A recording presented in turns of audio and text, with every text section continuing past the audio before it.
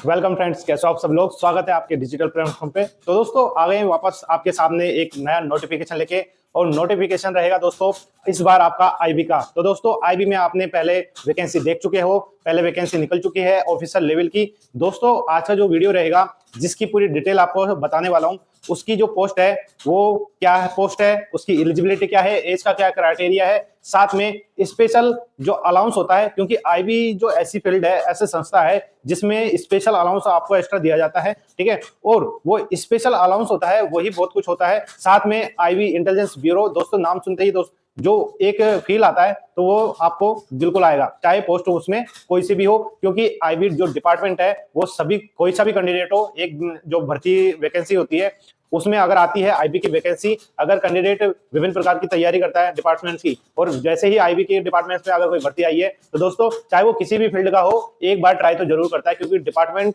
IB है ही ऐसा कि अगर कोई तैयारी कर रहा है ना तो आईबी डिपार्टमेंट में, चाहे वो छोटी पोस्ट हो या बड़ी पोस्ट, बस नौकरी लगनी चाहिए आईबी डिपार्टमेंट में, क्योंकि एक तो रुतबा, शान, शौकत और ऊपर से अलाउंसेस काफी अच्छे होते हैं। तो दोस्तों इस बार जो भी कैंडिडेट हमारी वीडियो देख रहे हैं, ठीक है, तो दोस्तों इस वीडियो को पूरा देखें और वीडियो अच्छा लगे लाइक कीजिए और सब्सक्राइब जरूर कीजिए, क्योंकि इस वीडियो में ऐसी जो पोस्ट है वो सबके लिए है और सब एलिजिबल होंगे। उसमें जो पोस्ट का नाम रहने वाला है दोस्तों वो रहेगा इसमें एमटीएस। अब दोस्तों एमटीएस का नाम सुनते ही ऐसा मत सोच जाना कि छोटी पोस्ट है। दोस्तों जहां अगर इस बेरोजगारी में अगर कोई पोस्ट आपको देखने को मिल रही है तो दोस्तों इस बेरोजगारी को दूर करने के लिए वो पोस्ट भी, चाहे वो छोटी ही क्यों ना हो, एक 4th ग्रेड ही क्यों ना हो, तो दोस्तों वही काफी रहती है। इसलिए चाहे एमटीएस हो, 4th ग्रेड हो, आपको एक बार बेरोजगारी की लाइन से निकलना बहुत जरूरी होता है। इसलिए सभी से निवेदन है, जो भी कोई कैंडिडेट चाहे वो तैयारी कर रहे हैं या नहीं कर रहे, एक बार इस वीडियो को देखिए। और अगर आपके दिल में पूरे अगर ये चीजें वीडियो देखने के बाद में मनसा ना हो तो दोस्तों नाम बदल देना, क्योंकि आईबी डिपार्टमेंट ऐसा ही है। क्योंकि जिस कैंडिडेट ने ये वीडियो देखेगा या कहीं पे भी आईबी की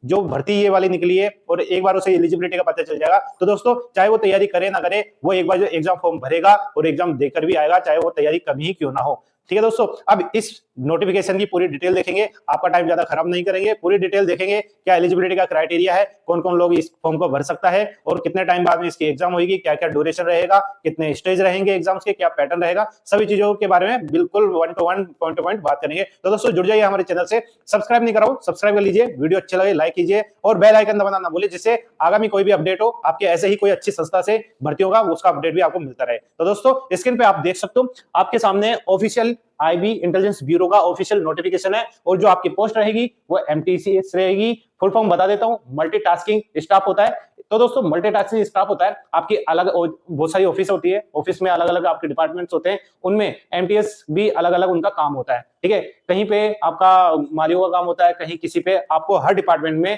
इनका नाम एमटीएस से ही बोला जाता है, कॉमन वर्ड होता है। आप कहीं जगह इसको 4th ग्रेड भी बोल सकते हो, ठीक है।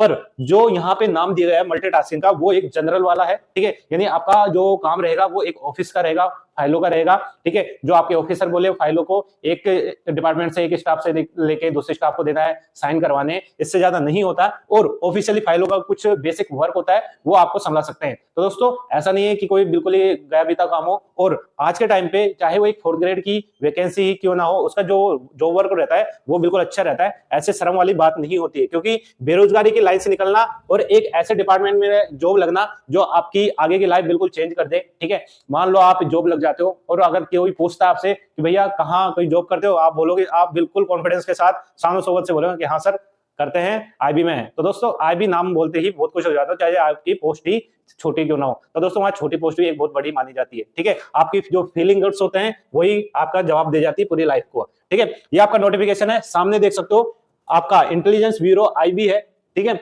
अब दोस्तों आईबी के बारे में आप कौन कौन कितना जानते हो कमेंट्स बॉक्स में कमेंट करिए, ठीक है। और एक एमटीएस कर्मचारी को, ठीक है, कितनी आपकी सैलरी बनेगी, अगर किसी को पहले से ही पता हो या कोई कैंडिडेट जिसका कोई जानकार है वो पहले से ही यहाँ पे जॉब हो, तो दोस्तों वो कमेंट कर सकता है और बताइए कि एक एमटीएस की मंथली सैलरी कितनी रहेगी, ठीक है। मैं तो बताऊंगा इस नोटिफिकेशन में कि आपकी एक मंथली का जो बेसिक है वो कितना रहेगा और आपके अलाउंस जुड़ने के बाद में तो दोस्तों कितनी आपकी मंथली सैलरी हो जाएगी। पर मैं आपसे पहले ही जानना चाहता हूं कि आपकी जो सैलरी है वो कितनी होने वाली। देखते हैं कितने स्टूडेंट और कैंडिडेट है वो बिल्कुल सही जवाब देते हैं, अप्रोक्सीमेट भी चल जाएगा, ठीक है। शुरुआत करते हैं यहाँ पे दोस्तों, ये आईबी का नोटिफिकेशन है और जो नाम है मल्टीटास्किंग स्टाफ, जैसे मैंने बोला था वो जनरल में है, यानी आपका ऑफिशियल वर्क है, ठीक है। डेस्क वर्क भी बिल्कुल रहेगा। यहाँ पे आपको यहाँ पे पूरे जहां जहां आपकी स्टेट में ये वैकेंसी निकली हुई है वो बताया गया है, साथ में आपके कैटेगरी वाइज में वहां कितनी कितनी वैकेंसी है वो भी दी गई है। ठीक है, अब दोस्तों आपके मन में एक चीज आ रही होगी, क्या पर्टिकुलर स्टेट के लिए अप्लाई करना पड़ेगा या फिर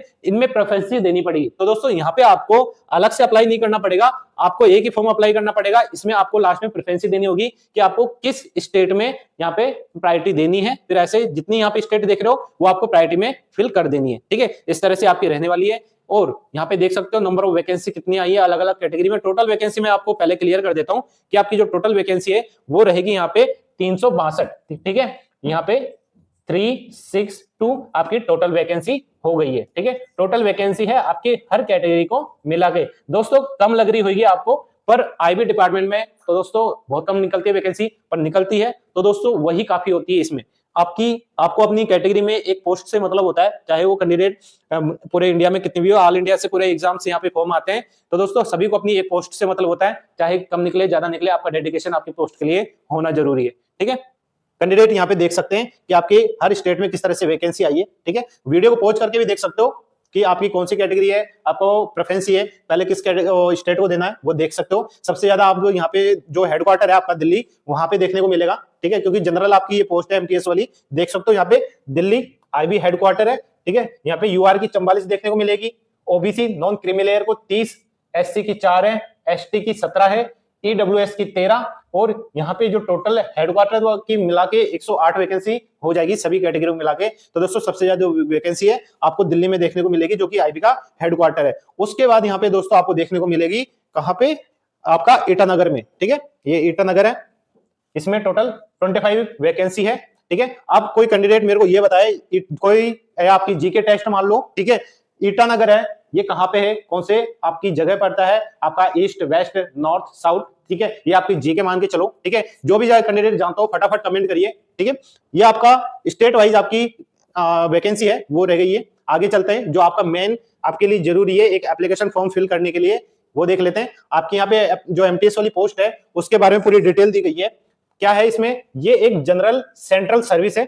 ठीक है, आपकी जनरल सेंट्रल सर्विस है जो कि ग्रुप सी के अंतर्गत आती है। ठीक है, ग्रुप सी के अंतर्गत ये आपकी एमटीएस की पोस्ट है।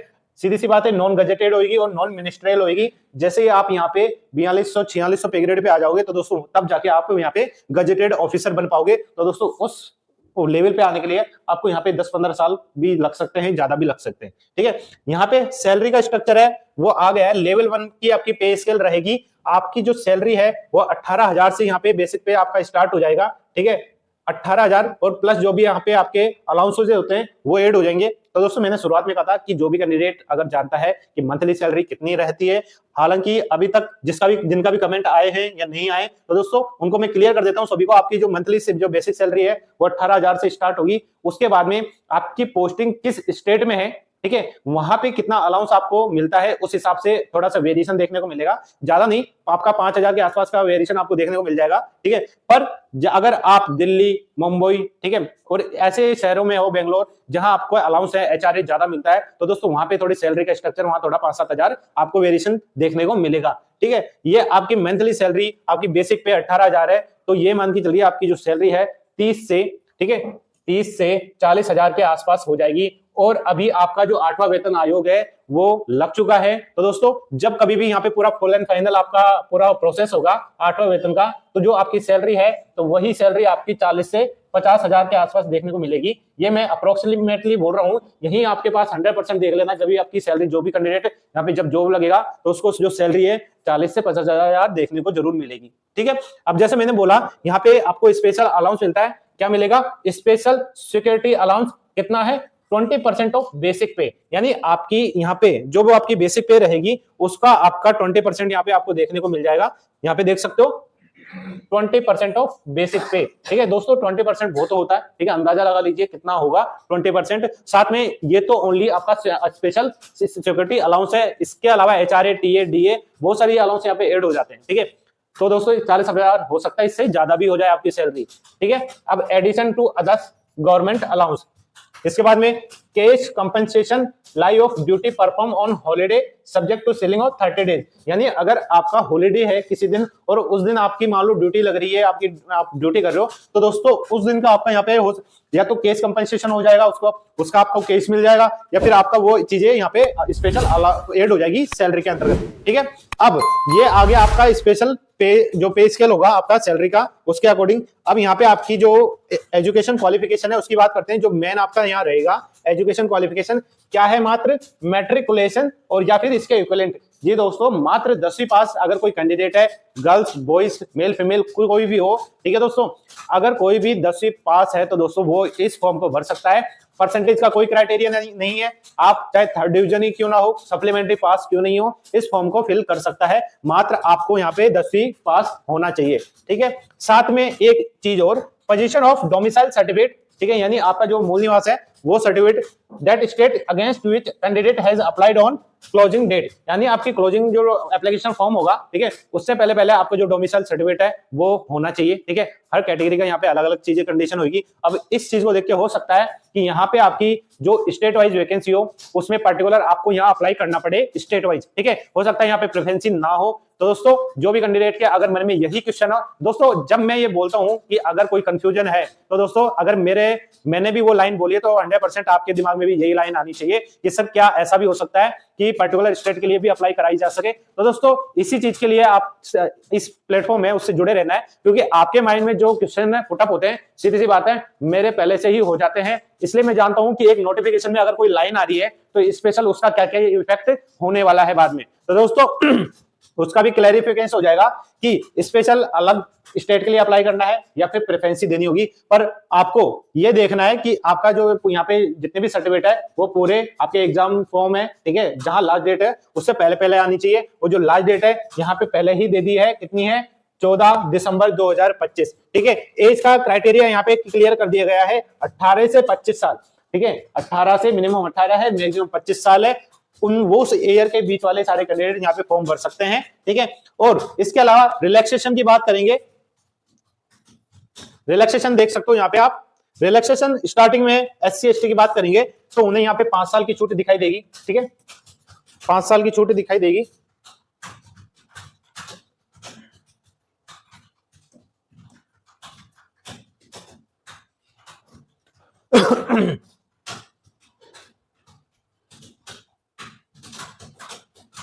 यहाँ पे देख सकते हो 5 साल। ठीक है, किसके लिए, SC और ST के लिए, और साथ में यहाँ पे 3 साल किसके लिए, OBC कैंडिडेट के लिए। ओके, क्लियर हो गया है। अब इसमें अब upper age limit is relaxable for departmental candidate up to 40 years, है ना।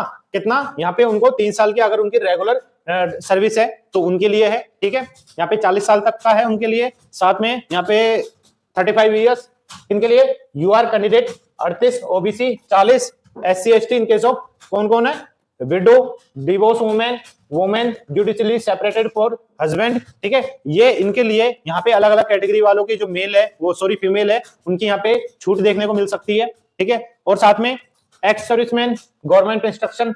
ठीक है, इनके जो भी एक्स सर्विसमैन वाले हैं उनके टाइम टू टाइम जो भी यहाँ पे गवर्नमेंट के द्वारा जो भी इसके रिगार्डिंग जो भी रिलैक्सेशन होता है वो लागू होंगे। ठीक है, इसी तरीके से आप देख सकते हो आपको अलग अलग कैटेगरी में यहाँ पे देखने को मिलेगी सारी जो जितने कोई रिलैक्सेशन यहाँ पे दिए गए। ठीक है, देख सकते हो आप यहाँ पे, वीडियो को पॉज करके भी देख सकते हो आप। अब यहाँ पे आपका एग्जाम स्कीम आएगा। ठीक है, आपका जो पेपर है वो किस टाइप से लगेगा, कौन कौन सी सब्जेक्ट यहाँ पे आपको देखने को मिलेगी, आप सामने देख सकते हो। ठीक है, स्कीम ऑफ एग्जामिनेशन, यहाँ पे आपका पेपर ऑब्जेक्टिव टाइप का लगेगा। ठीक है, आपका यहाँ पे 4 पार्ट देखने को मिलेगी, यानी 4 सब्जेक्ट यहाँ पे देखने को मिलेगी। और यहाँ पे टोटल जो क्वेश्चन है वो 100 आएंगे, एक क्वेश्चन 1 मार्क्स का रहेगा। ठीक है, सब्जेक्ट देख लेते हैं। आपकी जनरल अवेयरनेस आएगी, मार्क्स रहेंगे 40, यानी 40 क्वेश्चन। इसके बाद में quantitative aptitude math 20 question, numerical, analytical और लॉजिकल एबिलिटी एंड रीजनिंग के क्वेश्चन आएंगे 20। साथ में इंग्लिश लैंग्वेज के यहाँ पे 20। तो टोटल यहाँ पे आपके टोटल 100 क्वेश्चन हो जाएंगे। ठीक है, 100 क्वेश्चन यहाँ पे बन जाएंगे और वो टोटल 100 मार्क्स के हो जाएंगे। टाइम इनके लिए मिलेगा आपको 1 घंटे का समय। ठीक है, ये आपका टायर 1 की बात थी। ठीक है, टायर 1 की बात थी, इसमें टायर 2 भी है। ठीक है दोस्तों, इसमें 2 स्टेज से आपका पूरा एग्जाम कंडक्ट होगा, टायर 1 और टायर 2। टायर 1 का जो एग्जाम पैटर्न है, एग्जाम स्कीम है, मैंने क्लियर कर दिया गया है।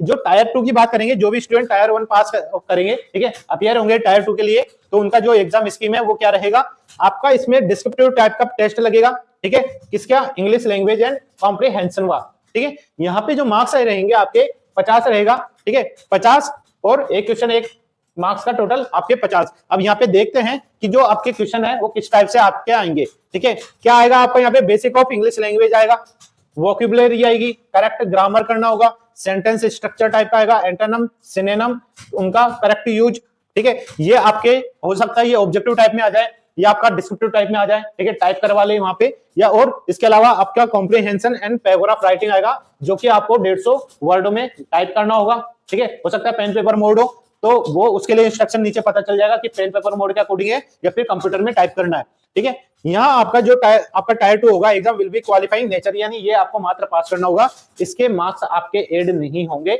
मैं वापस बता रहा हूँ कि जो भी कैंडिडेट इस वीडियो को देख रहे हो उनको बता देता हूँ, टायर 2 मात्र क्वालिफाइंग नेचर है, इसके मार्क्स ऐड नहीं होंगे। तो इस चीज से ना डरे कि ये डिस्क्रिप्टिव टाइप का आपका पेपर है टायर 2, आपको ये ध्यान रखना है ये मात्र क्वालिफाइंग नेचर है, यानी आपका जो 50 मार्क्स है उसमें से आपको कितने लेकर आने हैं, मात्र 20 मार्क्स लेकर आना है पास होने के लिए, ठीक है। आपका पासिंग जो मार्क्स है वो 20 रहेगा आउट ऑफ 50, और टाइम मिलेगा इसके लिए आपको 1 घंटे का समय, इस चीज को आपको ध्यान रखना है। ये चीजें थी आपको जानने की अहमियत, ठीक है, टायर 2 की। ये आपकी सेंटर सिटी है, यानी आपका एग्जाम है वो कहाँ कहाँ आपको जिस स्टेट के कौन कौन से आपके डिस्ट्रिक्ट में लग सकता है, टायर 1 की बात हो रही है, वो आप देख सकते हो यहाँ पे टायर 1, ठीक है। ये अलग अलग स्टेट है, उनके अलग अलग डिस्ट्रिक्ट दिए हुए हैं जहां आपके सेंटर आ सकते हैं। तो जिस भी आप स्टेट से भरे सोच समझ के भरिएगा, ठीक है, जहां आप जा सकते हैं, एग्जाम आराम से दे सकते हैं, आपका पेपर खराब ना हो, और जिस स्टेट में आपकी वैकेंसी हो, जिसमें भी आप अप्लाई करना चाहते हो, तो उसका एक बार इस चीज को आपको ध्यान रखना है, ठीक है। अब यहाँ पे आप देख सकते हो,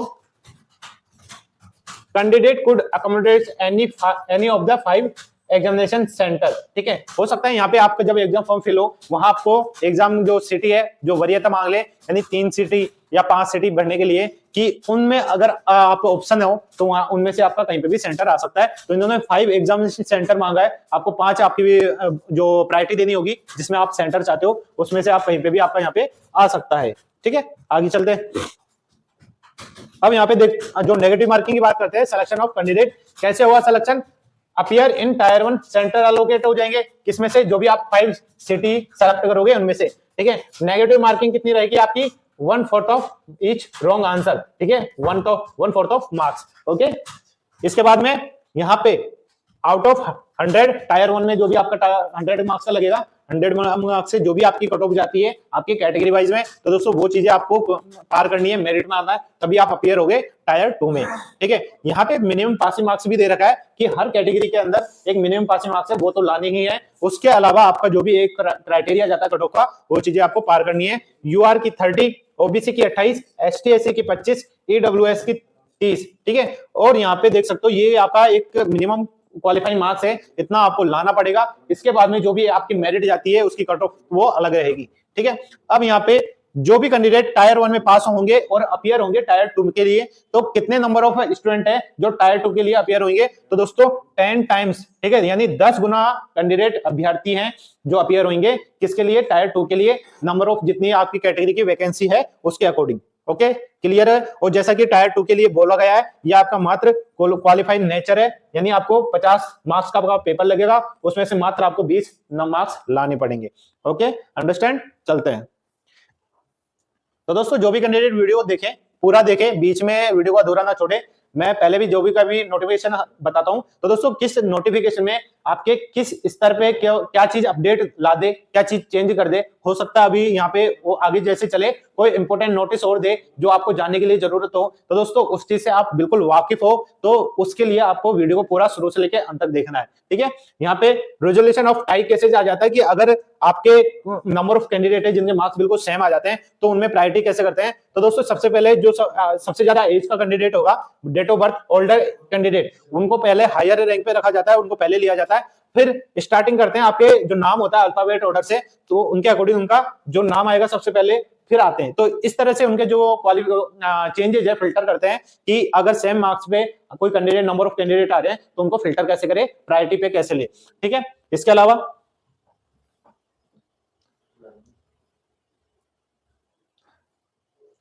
दोस्तों यहाँ पे जो आपकी फॉर्म की डेट है, कब से आपकी फॉर्म स्टार्ट होंगे, लास्ट डेट कब रहेगी, आप सामने यहाँ पे देख सकते हो। ठीक है, आपके जो फॉर्म है ऑनलाइन रजिस्ट्रेशन के वो यहाँ पे स्टार्ट होंगे 22 नवंबर से स्टार्ट हो जाएंगे। सामने आप देख सकते हो 22 नवंबर 2025 से आपके फॉर्म स्टार्ट हो जाएंगे। साथ में जो क्लोजिंग डेट रहेगी, यानी जो आपकी लास्ट डेट रहेगी आपकी 14 दिसंबर को रात के 12 बजे तक आप फॉर्म को अप्लाई कर सकते हो। पर दोस्तों मेरी हमेशा राय ये रहती है, चाहे नोटिफिकेशन किसी भी वैकेंसी का निकला हो, आपकी जो लास्ट डेट है उससे 5 दिन पहले आप अपना फॉर्म फिल कर दीजिए, क्योंकि लास्ट डेट में दोस्तों बहुत जो साइट है, बहुत सारे नंबर ऑफ स्टूडेंट है वो हमेशा लास्ट में भरते हैं, आपकी साइट हैंग हो जाती है। पैरेलली आपके बहुत सारी वैकेंसी निकली होती है, तो दोस्तों उस कारण से सर्वर में काफी दिक्कतें आ जाती है, साइट में प्रॉब्लम्स आ जाती है। एट अ टाइम पे नंबर ऑफ यूजर्स हैं वो साइट पे इनरोल रहते हैं, रजिस्ट्रेशन करते हैं, तो दोस्तों साइट क्रैश हो जाती है, हैंग हो जाती है, आपकी फॉर्म में रुक जाता है। फॉर्म अगर फिल भी हो गया, आपका पेमेंट या जो भी लग रहा हो, इसमें चार्ज जो भी लग रहा हो, तो दोस्तों उसमें आपको दुविधा हो जा सकती है, आप पेमेंट कर भी दोगे, अटक भी जाएगा, आपके अकाउंट से कट भी जाएंगे और फॉर्म सबमिट भी नहीं होगा। तो इन चीजों से बचने के लिए आपको फॉर्म हमेशा टाइम से भरना है। मतलब आपकी जो भी लास्ट डेट है, जैसे लास्ट डेट 14 दिसंबर है, तो आपको 5 दिन पहले, यानी आपकी जो फॉर्म है 10 दिन यानी 8 या 10 दिसंबर से पहले आप वो जो भी सोच विचार करना हो वो करके आप फॉर्म फिल कर सकते हो। ठीक है, और यहाँ पे जो आपका यहाँ पे फीस लग रही है, ठीक है, उसका जो भुगतान है वो उसकी जो लास्ट डेट है वो 16 दिसंबर रहेगी। ठीक है, 16 दिसंबर तक आप अपना जो पेमेंट है, ठीक है, वो लास्ट कर सकते हो। इसके बाद में जनरल इंस्ट्रक्शन आ गए कि एक आपको एग्जाम फॉर्म फिल करते वक्त उससे पहले क्या क्या जानकारी जरूरी है, तो दोस्तों उसके बारे में कि आपको जब भी अपना फॉर्म भरे, ठीक है, जब भी फॉर्म भरे, फिलिंग ऑफ एप्लीकेशन जो कि आपका ऑनलाइन मोड होगा, तो क्या क्या जरूरी है, आपकी वैलिड ईमेल आईडी होनी चाहिए जो आपके फोन में रेगुलर एक्टिव हो। ठीक है, साथ में आपका कोई भी आपका मोबाइल नंबर जो आपके पास रहता हो और वो भी चालू हो कंडीशन में हो, तो एप्लीकेशन फॉर्म के दौरान ओटीपी आए या जब आपका सबमिट हो जाए तो मेल पे नोटिफिकेशन आ जाए, ठीक है, क्लैरिफिकेशन आ जाए, और जब कभी आपका एडमिट कार्ड आता हो, आंसर की आती हो, या अगर आप पास होते हो तो डिपार्टमेंट के थ्रू जो इन्फॉर्मेशन हो आपको पर्टिकुलर आपके पर्सनल ईमेल आईडी पे आ सके। ठीक है, आपके यहाँ पे पासपोर्ट साइज फोटो है वो आपको लगानी है, स्कैन करके यहाँ पे अपलोड होगी, साइज क्लियर कर दी गई है, 100 केबी से लेके 200 केबी तक आपकी साइज रहेगी फोटो की जेपीजी फॉर्मेट में। ठीक है, साथ में आपके सिग्नेचर यहाँ पे अपलोड होंगे, उसकी जो साइज रहेगी 80 से 150 केबी के बीच में रहेगी और जेपीजी फॉर्मेट रहेगा। साथ में वैलिड फोटो आईडी प्रूफ जो भी आपके पास हो, आपके आधार कार्ड हो, पैन कार्ड हो, वोटर आईडी कार्ड हो, कोई भी ऐसा जो गवर्नमेंट द्वारा जारी किया गया हो, सेंट्रल या स्टेट द्वारा। साथ में आपकी 10वीं की कोई मार्कशीट है या सर्टिफिकेट है उसका, ठीक है, स्कैन कॉपी रखिए आप पीडीएफ और जेपीजी फाइल में। और साथ में यहाँ पे और अदर कोई अगर क्वालिफिकेशन आपने यहाँ पे ऐड करी है तो उसके भी यहाँ पे जो भी सर्टिफिकेट है, आपकी मार्कशीट है, ठीक है, और डिप्लोमा, ग्रेजुएशन जो भी यहाँ पे आप ऐड करते हो अपनी एजुकेशन क्वालिफिकेशन को, तो दोस्तों उसकी स्कैन कॉपी पीडीएफ और जेपीजी फॉर्मेट में दोनों रखनी है। दोनों में से किसी एक फॉर्मेट में आगे वो आपको अप्लाई यहाँ पे अपलोड कर देनी है। ठीक है, इसके अलावा फॉर्म अप्लाई कैसे करें, हाउ टू अप्लाई, तो दोस्तों आप अगर इस प्रोसीजर को बिल्कुल अलग देखना चाहते हो, ठीक है, क्योंकि कोई बिल्कुल जो एक वीडियो ये है, ठीक है, अगर ये पूरी प्रोसेस बताऊंगा तो वीडियो बहुत लंबी हो जाएगी। एक स्टूडेंट को एक पर्सनल इंफॉर्मेशन जानने के लिए, एक फॉर्म को अप्लाई करने के लिए जो चीज जरूरी है, तो दोस्तों उसको उस वीडियो में पर्टिकुलर वही चीज मिल जाए, ठीक है, कम टाइम में, तो उसके लिए वही बढ़िया होता है। मैं आधे घंटे तक सारी चीजें बताऊं उससे बढ़िया है आपको एक फॉर्म में जो चीज जरूरत है तो वही चीज आपको मालूम हो और ये पूरा प्रोसीजर हाउ टू अप्लाई, ठीक है, उसके लिए पर्टिकुलर वीडियो मिल जाए तो उसके लिए दिक्कत नहीं होगी। यही मेरी कोशिश रहती है। मैं इसका पूरा रफली बता देता हूं कि क्या क्या चीजें आपको करनी है, क्या नहीं करनी। ठीक है, आपको जो पूरा कंप्लीट है, आपको कहां आपका लिंक है, कहां आपको लिंक से ओपन करना है, आपकी ऑफिशियल वेबसाइट का है क्या है, और रेगुलर अपडेट किस जगह रहना है, कहां ओपन देखना है कि कब आ रहा है नोटिफिकेशन, कब एडमिट कार्ड का आ रहा है, कब आंसर की आ रही है, ये सारी चीजें कहां से कैसे प्राप्त करें, कैसे देखें, उसके लिए आपको अलग से वीडियो मिल जाएगा। पर उसके लिए जरूरी है आपको ज्यादा ज्यादा कमेंट करें कि सर इसके लिए अलग से वीडियो बनाएं और वीडियो को ज्यादा ज्यादा लाइक कीजिए, शेयर कीजिए। ठीक है, मैं बता देता हूं क्या क्या चीजें आता है इसमें। मैंने जो स्टार्टिंग में बोला, आपका एक ईमेल आईडी वैलिड और मोबाइल नंबर चाहिए जो आपके पर्सनल हमेशा एक्टिव रहे आपके पास में। ठीक है, इसके बाद में स्टार्टिंग में आपको रजिस्ट्रेशन करना होगा। रजिस्ट्रेशन में आपकी क्या क्या चीजें मांगी जाएगी, पर्सनल एंड कॉन्टैक्ट डिटेल्स मांगी जाएगी। ये मात्र डिटेल डालने के बाद में आपके पास में एक लॉगिन आईडी और पासवर्ड यहाँ पे मिल जाएगा। अब ये लॉगिन आईडी पासवर्ड जब मिल जाएगा, वापस से आप साइट को रिफ्रेश करके ओपन करना है, लॉगिन करना है आपकी आईडी और पासवर्ड से। फिर आपका यहाँ पे क्या करना है, सेलेक्ट कैटेगरी, जिस कैटेगरी से आप अप्लाई करना चाहते हो। फिर उसके बाद में और डिटेल मांगे, पर्सनल डिटेल, आपकी क्वालिफिकेशन डिटेल, आपकी फोटो, सिग्नेचर यहाँ पे अपलोड करेंगे, ठीक है। अगर और अदर डॉक्यूमेंट भी यहाँ पे अपलोड होते हैं तो वो भी आपको करने। उसके बाद में आपको डिटेल देख लेनी है कि आपने जो डिटेल दी है आपकी 10th की मार्कशीट से बिल्कुल हुबहू मैच हो रही है या नहीं हो रही, डाटा बिल्कुल सेम है या नहीं है। उसके बाद में ही आप प्रोसेस करिए। उसके बाद में लास्ट आएगा आपका एग्जाम फीस का, जो भी आप कैटेगरी में जो भी आपकी वहां पे फीस लग रही है वो आपको यहाँ पे भुगतान करना होगा। उसके बाद में लास्ट आपका यहाँ पे सबमिट हो जाएगा फॉर्म। इस तरह से आपका जो फॉर्म है वो पूरा 2 स्टेजों में पूरा होगा। पहले रजिस्ट्रेशन होगा, उसके बाद में आपका एप्लीकेशन फॉर्म फिल होगा, ठीक है। यहाँ पे देख सकते हो, स्टेप पहले रजिस्ट्रेशन होगा, ठीक है। Step 2 completion of application form, 2 stage से आपका पूरा एप्लीकेशन फॉर्म पूरा फिल होगा। यहाँ पे आपकी जो पासपोर्ट साइज फोटो है उसकी साइज क्या है, उसके स्पेसिफिकेशन दिए गए हैं कि क्या क्या चीजें होनी चाहिए, क्या नहीं होनी चाहिए। और उसके बाद में यहाँ पे सिग्नेचर है, सिग्नेचर की क्या साइज रहनी हुई है, क्या क्या आपका ब्लैक पेन, ब्लू पेन किससे होना चाहिए, वो सारी चीजें यहाँ पे क्लियर करी गई है, ठीक है। और यहाँ पे अगर आपका जो भी फॉर्म है, ठीक है, कैटेगरी जो भी रहने वाली है आपकी, अगर आप एक बार यहाँ पे भुगतान कर दोगे तो दोस्तों वो वापस रिफंड नहीं होगा। इस चीज को आपको ध्यान रखना है। आप जो भी डिटेल भरे बिल्कुल सोच समझ के आगे भरिएगा, ठीक है। इस चीज को आपको ध्यान रखना है। और जैसे ही आप यहाँ पे पेमेंट कर दो, पेमेंट की स्लिप अलग निकलेगी, और जब आप सबमिट कर दोगे फॉर्म को तो आपका एप्लीकेशन फॉर्म है उसकी भी अलग पीडीएफ तैयार कर ले। ये दोनों चीजें आप प्रिंट आउट निकलवा ले, सॉफ्ट कॉपी भी आप अपने पास रखिए, अपनी पीसी, मोबाइल, ईमेल पे सब जगह रखिए। आगामी अगर आप पास होते हो, मेरिट में आते हो तो दोस्तों उस समय इनकी चीज बहुत जरूरत पड़ेगी, ठीक है। आगे चलते हैं दोस्तों। इसमें हर नोटिफिकेशन, चाहे ये आईबी का हो या other vacancy, central government, state, ठीक है, या पर्टिकुलर कोई संस्था से हो, हर नोटिफिकेशन में आपको दोस्तों पर्टिकुलर हर चीज नई नई चीजें मिलती है देखने को। एक एग्जाम फॉर्म से लेके आपको एग्जाम देने तक काफी चीजें अलग देखने को मिल जाएगी, ठीक है।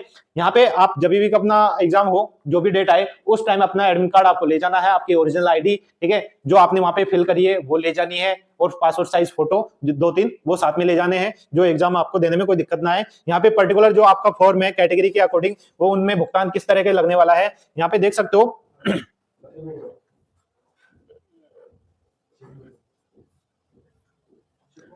यहाँ पे ऑल कैंडिडेट, ठीक है। अब ऑल कैंडिडेट में कौन आएगा यहाँ पे देख सकते हो। All SC ST candidate, female candidate, person with benchmark disability, PWBD बोला जाता है, ठीक है। एक्स सर्विसमैन जो कि सब रिजर्वेशन में आते हैं, तो दोस्तों उनका क्या रहेगा यहाँ पे, रिक्वायरमेंट प्रोसेसिंग चार्ज लगेगा 550, ठीक है। यानी इस कैटेगरी में जो भी कैंडिडेट है उनका 550 का चार्ज लगने वाला है, ठीक है।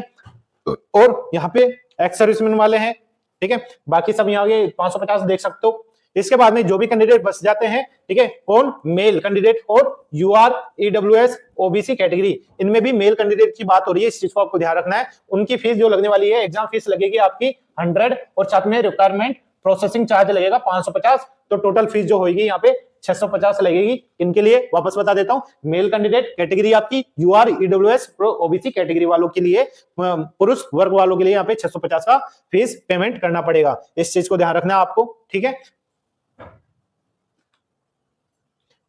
दोस्तों। आपको जो भी चीजें बताई जाए आपको बिल्कुल ध्यान से सुननी है, ठीक है। चाहे आपके रिलेटेड हो या आपका फ्रेंड्स, फैमिली, कोई भी मेंबर यहाँ पे अप्लाई कर रहा हो, तो उसको भी आप बिल्कुल करेक्ट नॉलेज दे सके, ठीक है। इसलिए आपको वीडियो को बिल्कुल अंत तक देखना है। सारी चीजें एक फॉर्म के लिए जो जरूरी है वो क्या क्या बता दिए, पोस्ट, नंबर ऑफ पोस्ट बता दिए, आपकी कितनी जो डेट है एग्जाम फॉर्म की, starting date, last date, payment की लास्ट डेट, और आपकी मेन स्कीम, एग्जाम स्कीम, वो भी मैंने सारी क्लियर कर दी गई है, ठीक है दोस्तों। मोटा मोटी देखा जाए तो सारी चीजें मैंने क्लियर कर दी है। आपकी जो एग्जाम है कितने स्टेज में होने वाली है, टायर 1, टायर 2, ठीक है, सारी पेमेंट कितना लगने वाला है, सारी चीजें आपको मैंने क्लियर कर दी गई है। तो दोस्तों आपसे एक ही रिक्वेस्ट है कि आपके डॉक्यूमेंट वेरिफिकेशन तक आप अगर पूरा वीडियो किस तरह से यहाँ पे दिया गया है उस चीज को ध्यान रखना है। डॉक्यूमेंट आपका जब भी हो, जो भी कैंडिडेट फाइनल सेलेक्ट होते हो, तो दोस्तों यहाँ पे देख सकते हो, candidate advise to keep ready, यानी जो भी कैंडिडेट हमेशा तैयार रखने हैं डॉक्यूमेंट कौन से, original along with attested copies, किसके लिए, डॉक्यूमेंट वेरिफिकेशन के लिए। यानी आप बिल्कुल मेरिट में आ जाओगे, आपके लिए डीबी होगा, तो डीबी के टाइम पे यहाँ पे दिए गए सारे फॉर्मेट्स हैं वो सब आपको ओरिजिनल रखने हैं, ओरिजिनल बनाने हैं, साथ में उनकी कम से कम 2 या 3 कॉपीज विद अटेस्टेड, ठीक है। अब सेल्फ अटेस्टेड भी रखने हैं और गजेटेड भी रखने हैं, जैसा जिस टाइम पे वो उनकी मांग होती है तो वो उन्हें प्रोवाइड करवा देनी है। तब दोस्तों आपको कहीं पे भी आगे रुकने की कोई जरूरत नहीं होगी, आपको कोई रोक नहीं सकता, ठीक है दोस्तों। लास्ट पूरा नोटिफिकेशन क्लियर हो गया है। यहाँ पे आप नीचे देख सकते हो विभिन्न प्रकार के आपके फॉर्मेट है जो आपके डीवी के टाइम पे आपसे मांगे जाएंगे। आप इस नोटिफिकेशन को अपने पास सेव रखिए मोबाइल में, आपके पीसी में। नोटिफिकेशन का जो पीडीएफ है आप हमारे टेलीग्राम चैनल से ले सकते हैं। टेलीग्राम का जो लिंक है हमारे वीडियो के डिस्क्रिप्शन बॉक्स में दिया गया है, उस पे जाइए, क्लिक करिए, अपने आप आपका टेलीग्राम ओपन हो जाएगा। वहां पे नीचे दिया गया होगा ज्वाइन, उसको ज्वाइन करना है आपको। हमारे टेलीग्राम ग्रुप में सारे आपको नोटिफिकेशन अब तक जो भी गवर्नमेंट के, सेंट्रल और स्टेट और बैंक सेक्टर जो भी आपके फील्ड होते हैं, जहां कहीं भी आपकी वैकेंसी आती है, उनसे रिलेटेड आपकी वैकेंसी और नोटिफिकेशन, उनसे रिलेटेड आपके आंसर की एडमिट कार्ड या फिर कोई अभी अपडेट आता हो तो उसकी सूचना वहां पे आपको प्राप्त हो जाती है, आपकी विद पीडीएफ या अदर इंपोर्टेंस जो भी आपकी सूचना होती है, छोटी से लेकर बड़ी तक। साथ में कोशिश यही रहती है जो भी अपडेट आए आपको वीडियो के थ्रू आप तक पहुंचा दिया जाए टाइम पे। तो दोस्तों मैं अभी सभी स्टूडेंट से यही कहना चाहता हूं, अगर चैनल को सब्सक्राइब नहीं करा हो सब्सक्राइब कर लीजिए, ठीक है। कौन सी वैकेंसी आपके काम आ जाए या कब आ जाए तो दोस्तों उसकी सूचना आपके पास टाइम पे मिल जाए, उसके लिए जरूरी क्या है, आपका हमारे चैनल को सब्सक्राइब करना।